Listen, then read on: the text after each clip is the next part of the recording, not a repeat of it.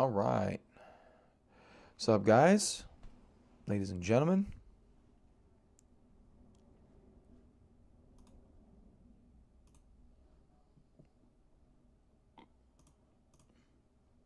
Looks like the market closed up yesterday after moving to the downside, closing back up, still above the 50-day moving average. Actually, yesterday was a very good close.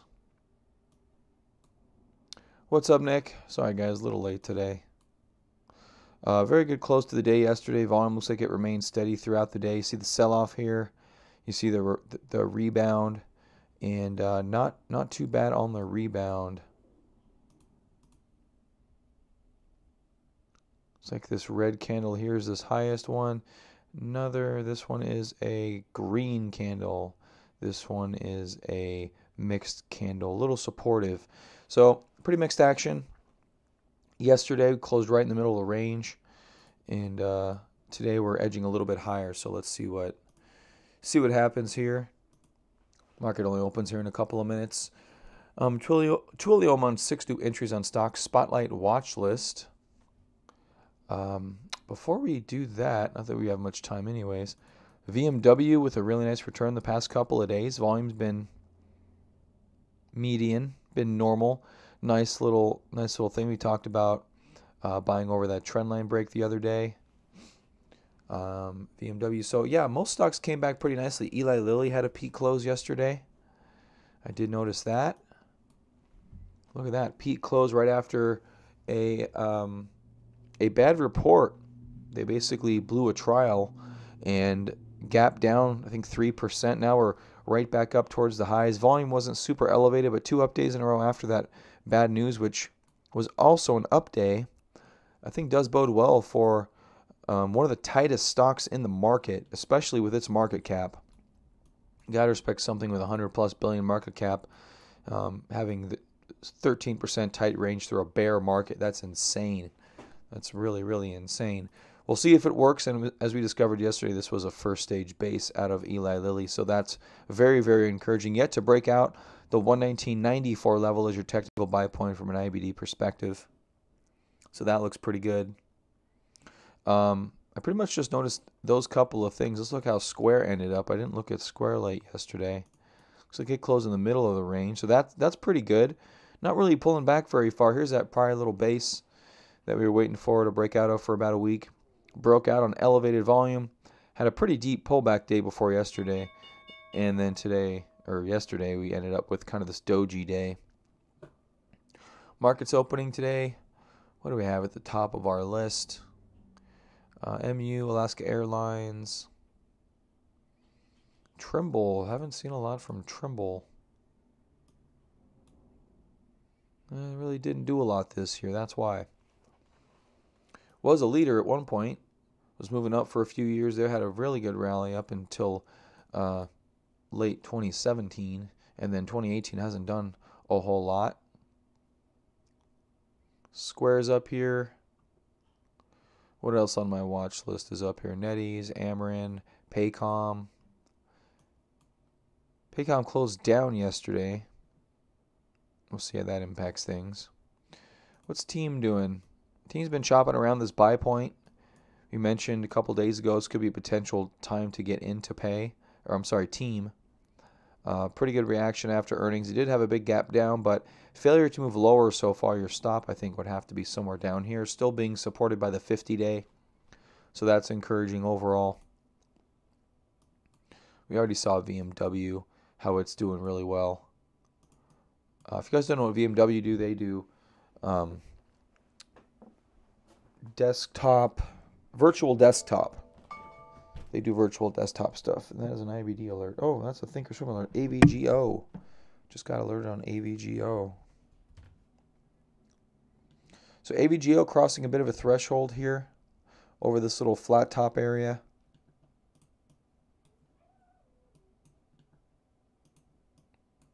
So we'll see how that goes.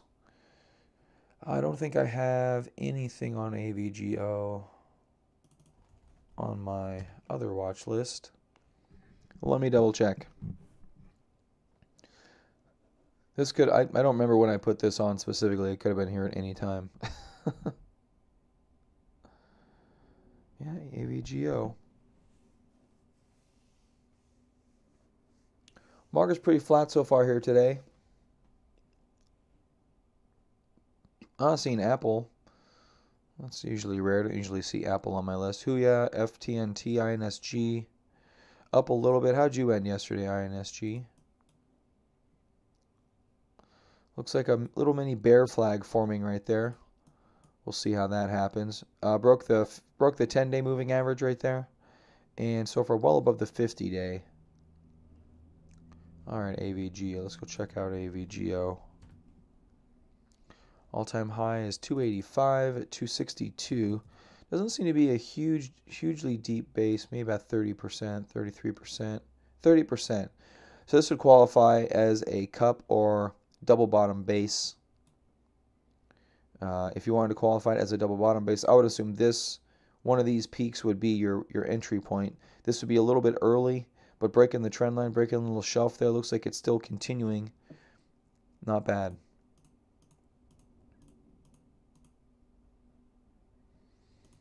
And yeah, looks like it's not really worth it for my style of trading. But AVGO right there could give you probably what, 8%. 8% for AVGO up to new highs, which isn't bad. I don't think that's too bad. Not bad at all. Let's see what Tesla's doing today. Been having a rough go of it as of late. Down another 2%. See if there's another news article. We talked yesterday about everyone issuing negative reports on Tesla to drive that price down. We think Tesla has major issues. We can't reiterate that enough. Model S police patrol vehicle is going to hit the road in Fremont. Save over 30 grand in gas. Interesting. Yeah, so all these looks like fear-mongering by the Wall Street banks, as they tend to do. Just part of the game. Hoping for a second quarterly profit. That's true. First downgrades of the year come down to this. What's up, Blair?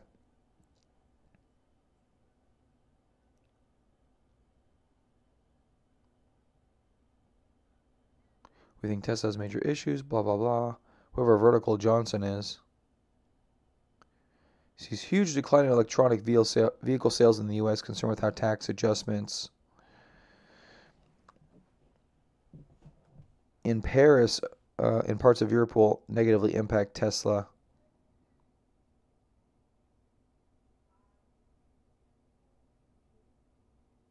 You would be aggressively shorting Tesla. Wow.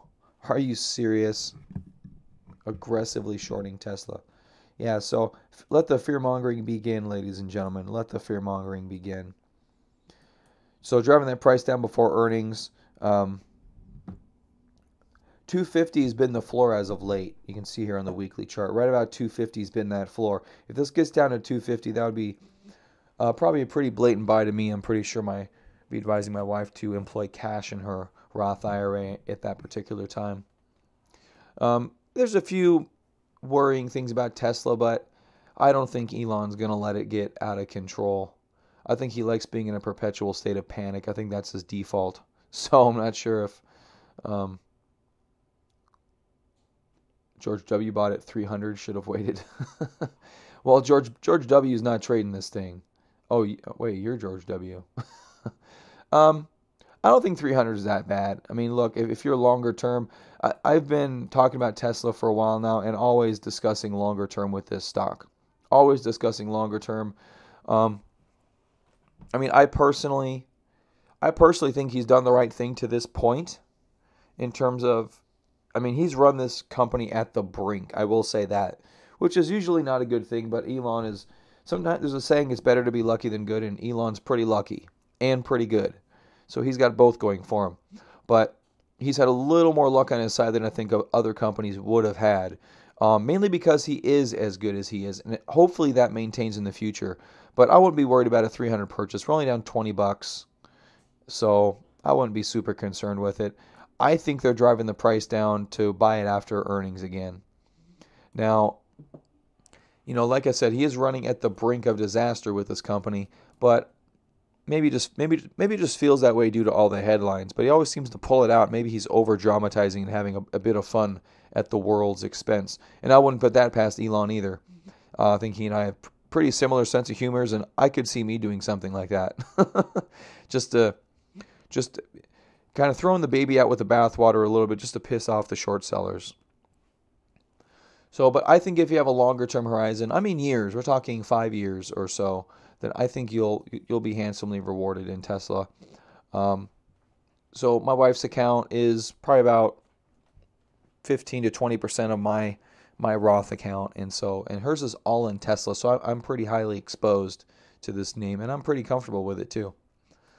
I mean, technically, if you look on the weekly chart, it's still stair-stepping higher, which is what you want. That's really what you want. We haven't really broken down. The reason I think this 250 has been your floor is this is your prior breakdown or breakout point as well from this prior trend line break. And we were looking earlier at Tesla regarding this trend line, but this channel has now been broken to the upside. It still comes back and visits the channel, says hi, but hopefully it'll bounce out of there in time, and you'll see 400 to 500 fairly rapidly on the next leg up. We just haven't gotten there yet. So just be patient. Also, don't deploy all your capital at one time. If you mentioned you bought Facebook at 300, I hope that wasn't your full position or account for that matter. Usually, you should try to layer in. And here in Tesla, I mean, if you would have bought Tesla every week, your average price would be about 327, which isn't too bad. Not too bad. All right, so back to leading stocks, and Tesla really hasn't been leading the market, so I'm not sure if they'd be considered leading stocks. See, Twitter poking its head up here. Twitter's been arguably a leading stock.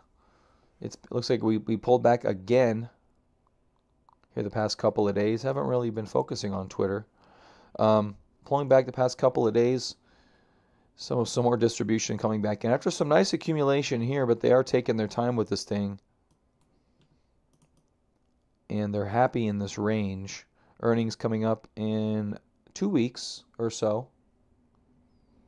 And the market's biding its time up here, which is really healthy. If you remember, earlier in the bear market, or back when we were in the bear market, we were looking for things to kind of flatten out, and they never really did. They kind of V'd all the way up and down. This one, we're going up, and we haven't V'd down. It's still possible for us to do that, but if we overtake this high again, I think that puts us handily into nice market territory. Here was our follow-through day, right down here, and we've had a change in behavior in the market since then.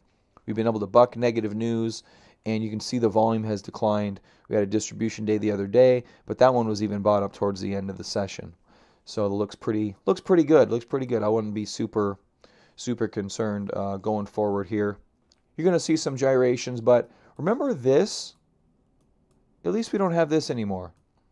All right, at least we don't have that anymore. Let's kind of be thankful for that. Volume's dying down. It means the selling frenzy's over, and they're going to start reaccumulating different positions based on whatever each institution wants to do. So, all right, let's go check out the leaders from the top down. We have whatever this is. I don't know what this is. Huge gap up on earnings. Look at that. Cup with a handle, it looks like. Let's see if it matches. Count 1, 2, 3, 4, 5, 6, 7. So this would be a cup base. Technically, there'd be no handle, even though you have 2 down days the previous 2 days. A cup and handle should have a weekly close in the red to indicate a handle. This one is just a cup base and then a breakout. Haven't really been following this at all. XLNX. So pretty nice throughout the bear market move. Didn't touch the 200-day moving average. Working really good here today, up 14%. So definitely too elevated to buy. Just got to kind of watch that one go. Wait for it to, when a stock breaks out and you're looking to re-enter, not that you want to enter this one, but just for education reasons, when you look to re-enter a stock or enter on a pullback, you wait for a pullback, low volume pullback to the breakout point. Wait for the price to catch up with the 50-day moving average, and you can buy on the first or second test of the 50-day moving average. 3 weeks tight pattern. Those are 3 of your standard add-on points or secondary entry points after a breakout. All right, AZPN. Not really a breakout since we're still underneath the highs, but coming back quite handily. URI doing okay. Micron looks like it's trying to get over a long-term trend line. See the nice little bull flag, little mini flag here. This isn't a standard IBD thing. It's just something that I look for and have noticed. Instead of continual price declines, you have a price shelf now, and testing to get over this trend line. We've broken, actually looks like we've broken the 50-day and the 10-day moving average here on Micron. Let's go look at the weekly. Then we can look at some fundamentals. This is a chip maker. So it's come down significantly. You can see here previously we've had a downdraft in Micron. And then when we broke that trend line, we kind of ended up with a nice long multi-year run. I'm not saying we're going to do that here, but this one went up a ton. Wow, that's a lot. Let's look at MU. So again, this one may be trying to turn a corner. Maybe.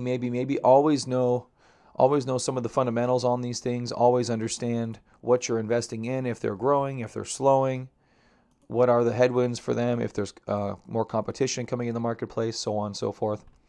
So Micron has a composite rating on IBD of 53 out of 90, not possible 99. And its relative strength rating is 20, so it's only outperforming 20% of stocks in the S&P. 21% EPS change last quarter is a red. Let's go look at it real quick. Industry group rank is really low. Out of 197 being the worst, it's ranked 192. Group ranking is E, which is the worst. The worst. 3-year EPS growth rate is good, 213% on an annualized basis. On a quarter basis, looks like they're slowing a little bit. Last quarter was 21. Average 3 quarters EPS is 63. So it could be some more research need to be done in this category. Sales change last quarter 16. 3-year sales growth rate's 40%. Pre-tax margin's nice. ROE is beautiful. These are gorgeous. If any stock you have has these types of numbers in pre-tax margin and ROE, you're great. You're great. Not saying that negates everything above, but these are great metrics to have. Highly profitable company, very low debt. I don't usually harp on debt, but very low debt. No quarters of increasing fund ownership. In fact, they've been distributing Micron, it looks like, lately, which is not good. $34 billion market cap. And these are healthy ratings, too. Up-down volume of 1, which is neutral, and B- accumulation distribution. So I guess the question you have to ask yourself is, why would Micron move up? I don't know if... Oh, Xilinx. That's what we were just looking at. Price hike target named the top chip stock for 2019. Let's go take a look at this one. Put out 10 days ago.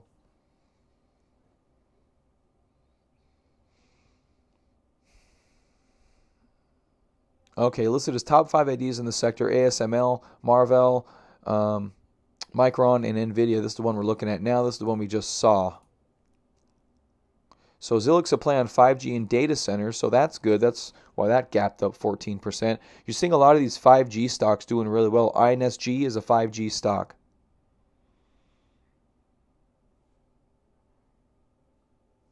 And that's all we get. We don't get much after that.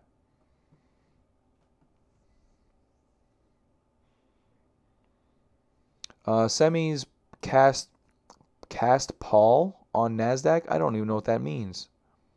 But Tenzin Music surges. I don't care what Tenzin Music. What are you talking about Micron with Tenzin Music for? This was put out 2 days ago. Weakness in the... Okay.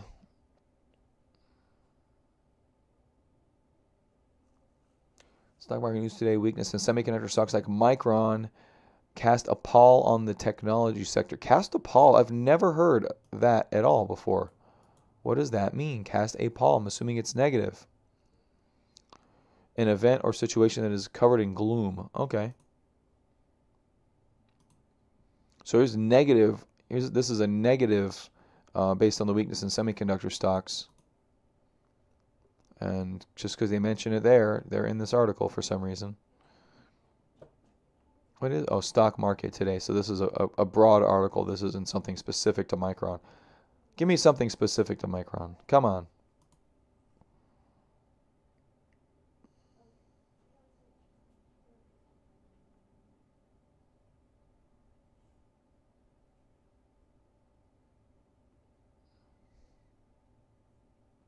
tanks on downturn in demand for memory chips. 12.19. So I'm not going to dig too much into this. Hey, what's up, Eli? But anyway, Micron could be turning a corner technically here in terms of its chart. In terms of the rest of the stuff, you'll have to decide if that's something you want to invest in. Let's see what could be a target for Micron. So I like to play on these squares back up nicely. Looks like it gained another percent. Come here, Bugs. Hold on. Hold on, guys.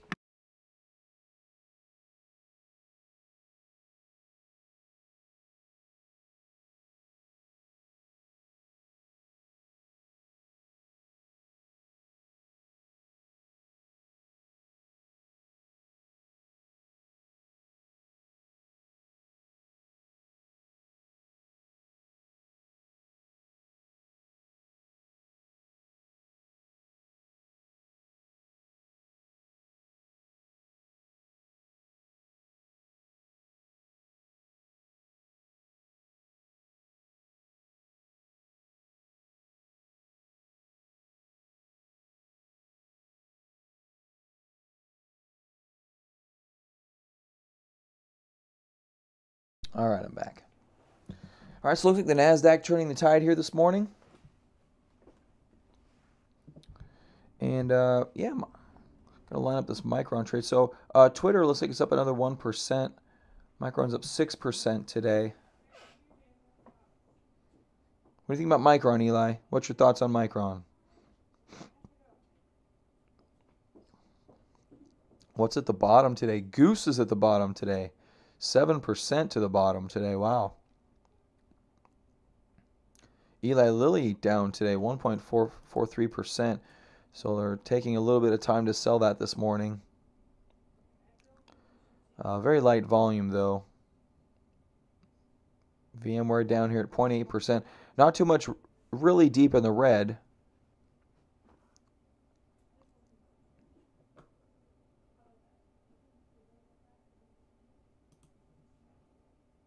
All right, I want to look into this Micron trade. Anytime I got a company that has a really long trend line like this and it's about to break it, I like to look into it, see if there's an opportunity there. That's always healthy to look at those possibilities, especially if maybe it'll happen.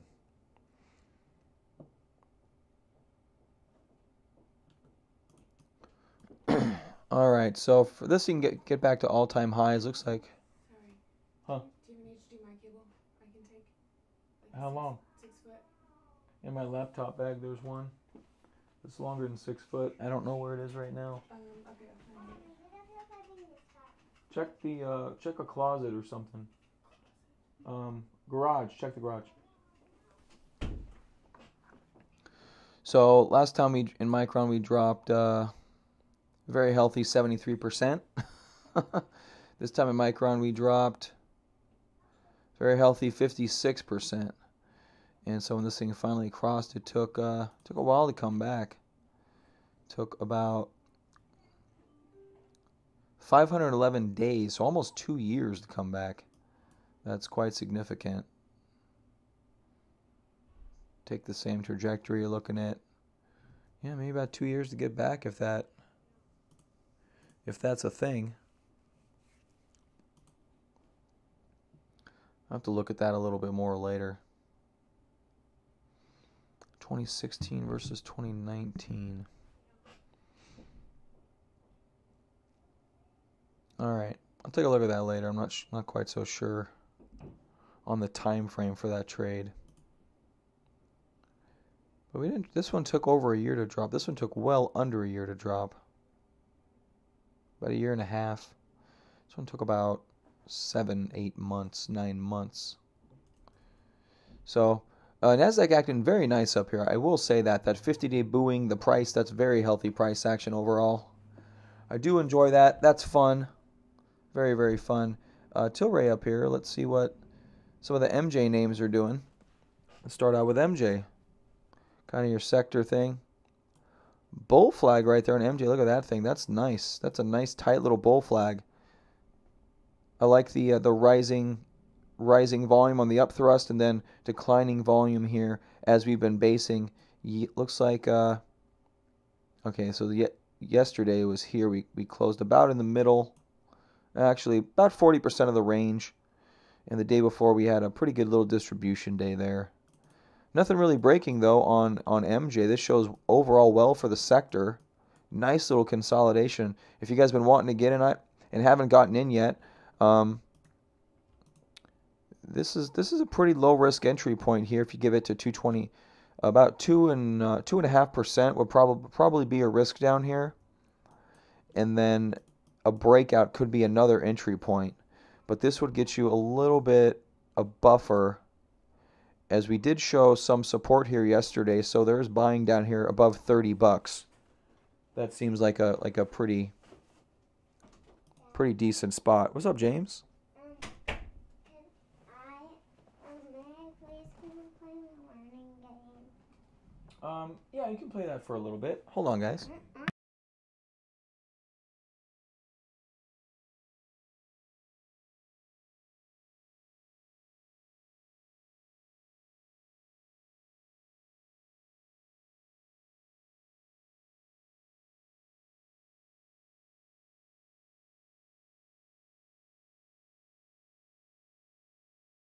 Let's check out Bud.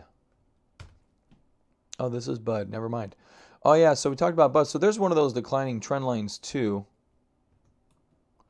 We have had kind of like a mini price shelf here as of late.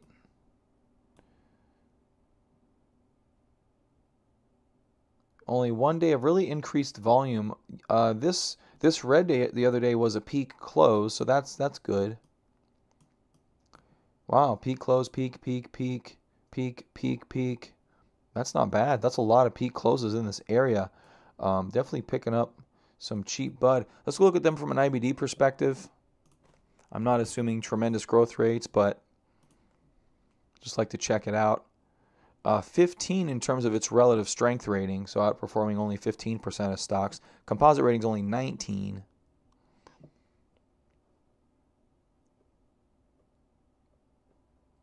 Negative EPS, that's always great. Wow, this thing is all red for the most part. Negative 10% change in funds owning stocks, so they're kind of just distributing this thing. That always gets me a little bit concerned. Pre-tax margin is good at 28.5, so they're profitable. They're profitable, and they have had quite a downturn. See, the funny part about this is that alcohol and tobacco is supposed to do better during a bear market. This thing did not.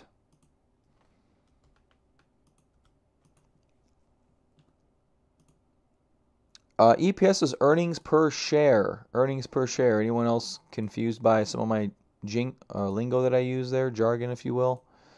So we had kind of a this is a weekly chart of Budweiser. I do want to preface that each of these lines these vertical lines is a year. I'm sure you can see here. Just figure I would say that. Earnings per share. Say the company has 1 million shares. Yeah, and earns $1 million. That earnings per share would be a dollar. And then everything is based on earnings per share in the stock market.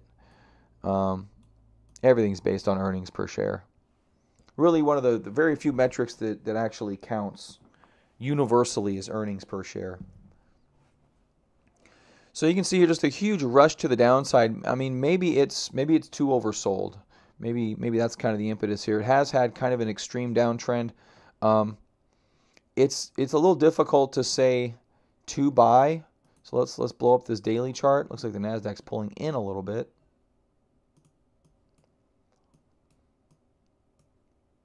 So there's a daily chart of Budweiser. Let's go ahead and draw that trend line. I mean, the stock's down this much. It's always nice to say, hey, we should be buying this. This is a good bargain. It's difficult to say if that's the case, though. So the previous earnings had a huge gap down. And ideally what you'd like to see is very high volume come in to support the stock. That would show, and Budweiser's a huge company. What was it, 100-something billion? 121 billion market cap company. Institutions can throw a lot of money into Budweiser if they want to. It's a name that's been beaten down, and I mean, you can look at its market capitalization. 121 down here when it's at 74. up at 140, which it has been there. You're looking at, $250 billion company. Hold on a second.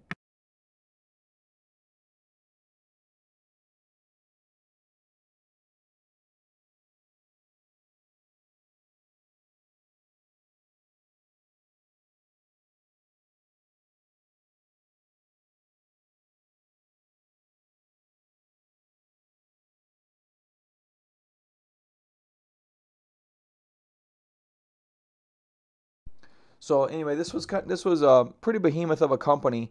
Now it's being beaten down. You could argue it's a value play. I almost could see Warren Buffett looking at this thing thinking it's valuable. That's usually not great for growth investors. But it is crossing this trend line. Whether that gets you interested in the stock, it's a little interesting to me. I just would like to see more volume down here, implying support.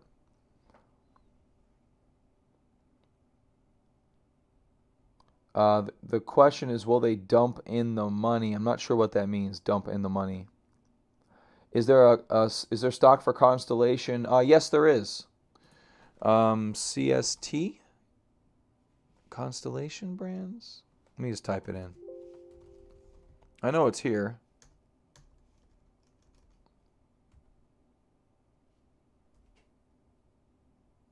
Constellation Brands. I've seen you before.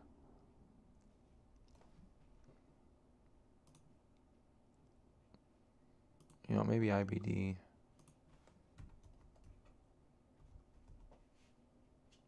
Constellation Alpha Cap?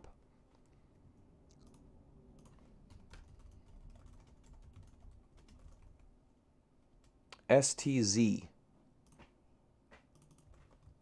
There you go. So leading competitor for I don't know what's leading this this rush down to, well, it's not zero, but I mean this is a pretty huge drop for Constellation Brands too. So it looks like they're both doing it for some reason. Nasdaq nice and choppy here, better than dropping, right?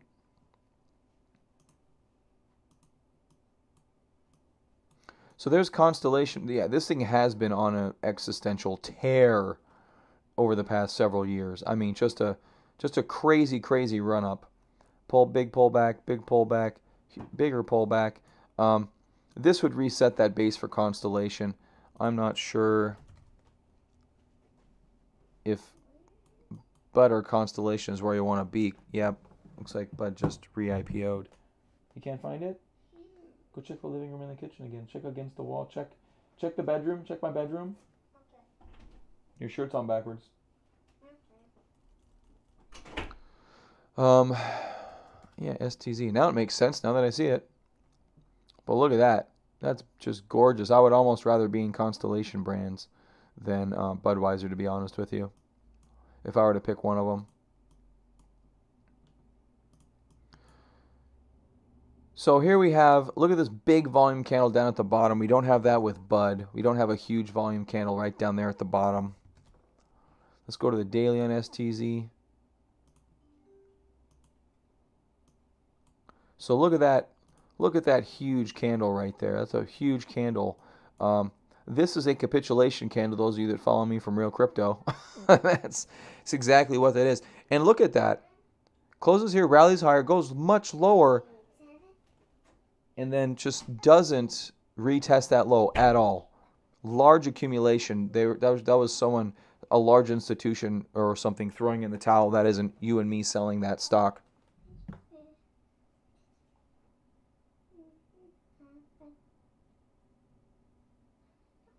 Let me see. Make sure you get it okay. Reading eggs. Letterbook. Make your own letterbook. There you go. Choose the picture that begins.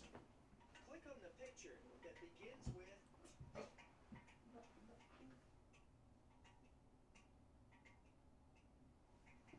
Okay. Both are beer sales losing customers to hard alcohol. Is that what it is? Yeah, I don't know. I don't really follow the sector that much. Nor do I drink alcohol, believe it or not. Not that that matters to anybody, but But yeah, so this is a little bit of giving up the goat right here. A lot of money changed hands on that day. Let's do some math because we like to have fun here. 17.1 million shares. 17.10000 times, let's say, give it an average of 156. Only $2.6 billion trading hands that day. Sounds good. Sounds good. So $2.6 billion shifting hands on this day. Some of that's going to be traders, obviously, but a lot of that is going to be institutional money. And that could put a floor in for Constellation Brands going forward. We'll have to wait and see. We don't have to rocket higher. We could churn lower for a long time. That's why it's always difficult to buy these things that are at lows versus things that are in demand, which are things at new highs, right? Like, INSG, rocketing into new highs. That's a much safer bet because you basically have an expectation of a profit, and versus something way down in the dumps. They can stay down there for super long time. Super long time. All right, so let's go through the market leaders here today. We got XLNX, as we saw today, up 14, now up 17%, 16.5%. Looking pretty good. Looks like NASDAQ pulling in some. AZPN, 14%. They had good. These are good reactions right here on earnings, guys. This is what you'll want to see on earnings. Micron coming up to that trend line, maybe about to break it. If you guys want to buy it, go for it. Go for it. Your stop probably would have to be down here. A little deep there at about 10%, but size your positions accordingly to your risk, implying that if you don't want to take a 10% risk, you reduce your position size to accommodate the risk that you would want to take.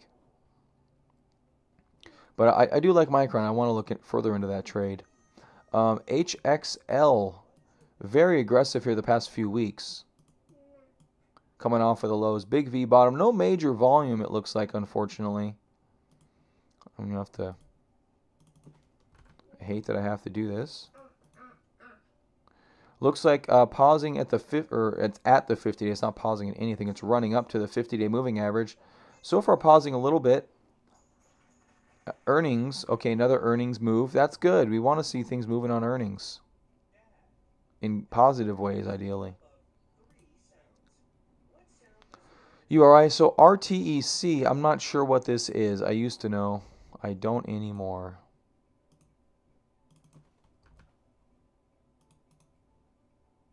So this one looks like it's pulled all the way back before all of this stuff. And it's trying to get over, looks like a $22 resistance level. Big gap down. Maybe they'll gap up on earnings and create an island bottom down here. This is what an island bottom would look like. 2.4. So on earnings, maybe it gaps back up over 24, trapping all these shorts down here. And that would cause a temporary spike in the price. And hopefully sustain going forward. But you never want to buy a perceived island bottom. Just want to throw that out there. It's just something to notice if you have like a base forming up here later on in the year and you look back, oh, there's an island bottom, you have a nice bull flag, looks good. So NXPI looks like it's had a pretty full retracement of this entire structure. A higher low on the weekly chart. Definitely resetting base counts. Not sure I'm super intrigued by it. AMBA. Wow, I haven't seen AMBA in a long time. AMBA kind of double bottoming here. On the daily, you're seeing a couple big volume spikes. It's not that intriguing as of yet to me. C-Trip. TTMI. ALK. So Alaska Airlines got a little bit frisky over here when oil prices started to come down, and then looks like other forces brought it back down. Earnings coming up very soon. Looks like today after the market. So a healthy move back above this whatever 70 and change line probably would be very nice for ALK. On the weekly chart here, looks like you could be forming a much larger cup, but this is a super deep cup. Although we did just have a bear market. So it's actually not out of the ordinary. It's not that deep in terms of we just had a bear market, only going down 43% where the market went down, was it 28%? So that's not bad. This could be a very nicely formed cup. If you want to play for the right side of the cup build over here, I think that may be advantageous, but it's got to get over that $70 level right there. All right, Momo, pretty choppy right there. Looks pretty good on the right side here. It's pausing a little bit just before. Pausing right there and kind of declining volume, a little bit like Square is. SNCR really beaten down from 50 a couple of years ago down to 7. That's crazy. Not sure if I want to be super involved in that. Much more research is needed there. Turnaround plays, sometimes you need to understand if there's a turnaround involved. I'm going to breeze through a few of these and I got to head out, ladies and gentlemen. If you guys want me to look at something, please feel free to post it. I'll take a peek. InBev, we've looked at this a little bit lately. Popped up the other day, pulling back. Looks like trying to get over a little trend line here. InBev could be in the cards to buy again here. Nice volume here. A little bit of a turnaround there. I should say quite a large turnaround for InBev. InBev, not InBev. That's an actual company if I'm not mistaken. So not quite sure here. But yeah, it's not looking bad. It's not looking bad on that trend line break. I forget what we looked at in this one. I want to get through a few more names, but InBev may be worth looking into.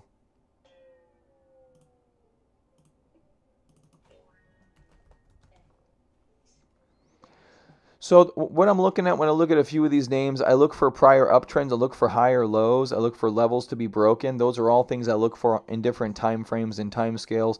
MU has a similar chart pattern to this, but it's just very tight to that trend line, and then we have that elevated low here, right? Very similar in Micron.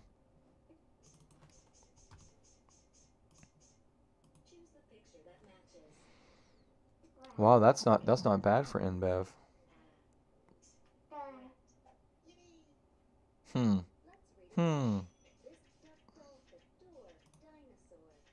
have to take a look at that. So, InBev actually not looking too bad. On my New Age Beverage Corporation. There you go. Manufactures non-alcoholic beverages, including energy drinks, fruit juices, bottled waters, and tea. Hey, James. Hey, Mom wants to talk to you, buddy. You want to take this in the other room?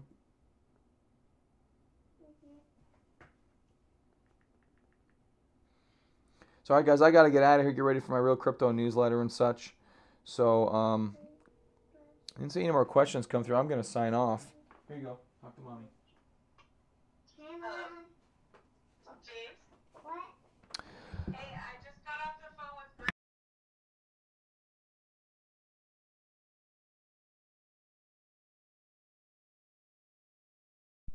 All right. That was loud. All right, guys, I'm going to get out of here. I'm going to keep going through some of these. I didn't see any questions, so I'm going to bounce. Guys, have a good day. Stay safe out there. Market's looking good. Pick your spots, guys. I'll see you tomorrow. Today's Thursday, right? Yeah, today's Thursday. So I will see you tomorrow. Have a good day.